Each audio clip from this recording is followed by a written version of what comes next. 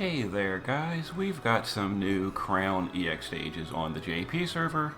Now, most of these Crown stages these days I just skip because they're basically dumb and they expect you to have like the new leader skills, etc. Because they're all locked to very specific units, like, Final Fantasy 9 or Final Fantasy 2 or like wind only, stuff like that.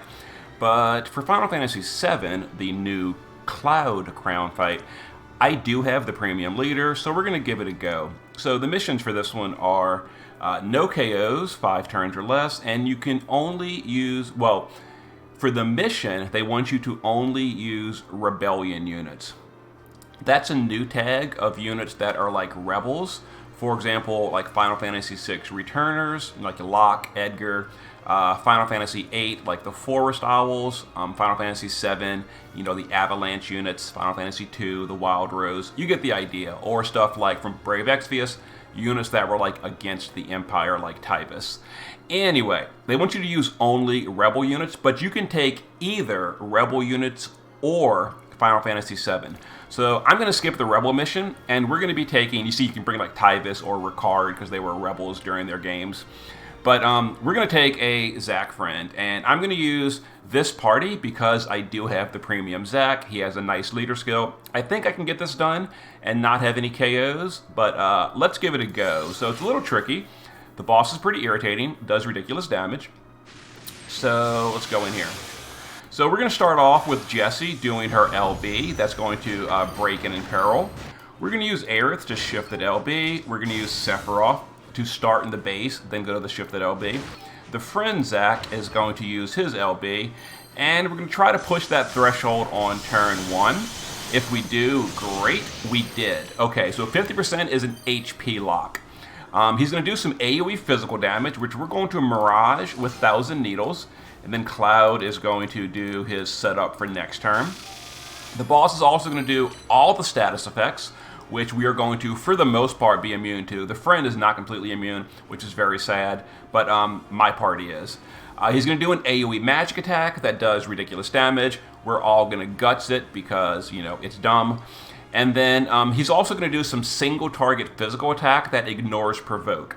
That we need to RNG. If it hits anyone except Jessie or Aerith, we retreat and come back in because they're going to die. And we can't have deaths in order to get the special skill unlock. So who's going to take the single target attack? This is really irritating. It hit Zack, so we have to retreat and come back in. Yeah, as you see, the boss does dumb damage. Now I'm not breaking the boss's attack or magic, but I did try earlier, and it doesn't matter. Even if I do break the attack or magic, he still kills people with the AoE magic attack. So it's like whatever. There's no point to break it. So we're just going to guts it, and we need to RNG and hope that the boss cooperates and hits that single target attack on one of our evaders. And if he does, we're gonna be fine. And let's see here. And if this doesn't work, I'll come back in after he does cooperate on turn 1. So who are you gonna hit with the single target attack? Please be someone on the top row. Nope, he did Zack again. So see you in a second when this boss stops being irritating to Zack. Alright guys, let's go ahead and see if the boss cooperates and targets one of our evaders with his single target attack. There we go. Went to Jessie that time. Okay, so what we're going to do now is... Oh, do we have enough LB gauge to entrust over here? Yes, we did. Okay, we're good. Yeah, you got to get some crystal drops on Jessie as well. Anyway, so what we're going to do for turn 2 is we're going to now use Sephiroth's LB again while Aerith quads fire. Tag chain. The friend is blinded. This is very unfortunate, so we're going to hope that he hits, but the Zacks are going to, because they're not amplified yet, they're going to imbue Thunder, 150 amp, and then use their big one-hit finisher attack move. So let's see here. So imbue Thunder, this, and this, and then Cloud will do his LB, and we're going to hope that variance is kind and we can finish this dumb fight off. So boom, got it. Okay, so we got 2 out of 3 missions. That's not bad, I guess. Anyway, I'll show you the friend's gear real quick. This is just a random Zack friend I found. The reason I took him is because he happened to be on Odin, which gives paralyzed immunity. And then here is his gear and build. Zack does have guts as well, and also his LB does great sword in peril for Cloud, who didn't have time to set up. That's why we chose a Zack friend. I'll show you the rest of my gear in a second. Yeah, what a headache of a fight. Yeah, and that was with Zack and like a full team of premiums, basically. And that's why these crown fights are just super obnoxious these days, because they're locked to such specific units, and if you don't have them, just good luck. But thankfully, Sephiroth with Zack's leader skill, and then Cloud powering up and doing his LB on turn 2, we got it going.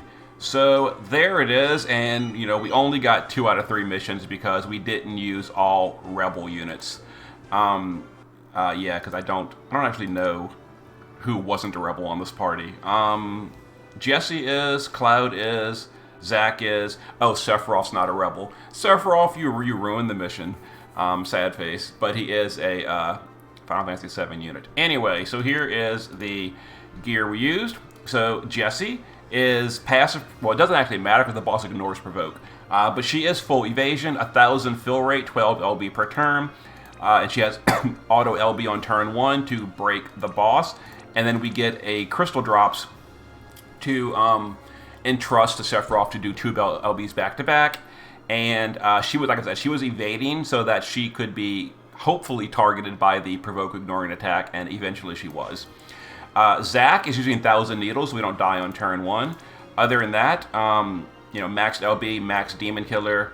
There it is. He is the leader, which is the most important thing. And there it is. And his leader skill gives us 200% or 500% stats for Final Fantasy VII. Cloud in the shift form is on the whole party's status immune, by the way, and the whole party has guts, either naturally or through a source. So Cloud Strife, there we go, source of guts, status immunity, max LB damage versus demons. He does his setup on turn 1, and then he does his big powered up LB on turn 2. Aerith in the shift form is, technically speaking, geared for damage. Not really. 8,000 magic, but there it is. Guts, full evasion, so it gives us another person to possibly eat the random target attack on turn 1 and not die and fail the mission. And there it is. Sephiroth in the base form, Titus STMR, auto dark amp. Shift form, LB damage versus demons. 14,000 attack power, etc. And a little bit of LB fill so we can help get his LB quicker. And then the friend, I'll show you the friend. And okay, there was that fight. Now, as far as doing, a War of the Visions locked crown stage, you can forget it. Like these Final Fantasy II and Final Fantasy IX stages, you can forget it. I tried them, and it's like, nope, not doing it. But we did get Cloud, and these are crowns for the old Cloud, unfortunately. The original Cloud, Neovision Cloud remake. And he's still pretty bad even after crowns. But hey, we got him. Anyway, see you next time. Not for the rest of these crown fights, though. Later.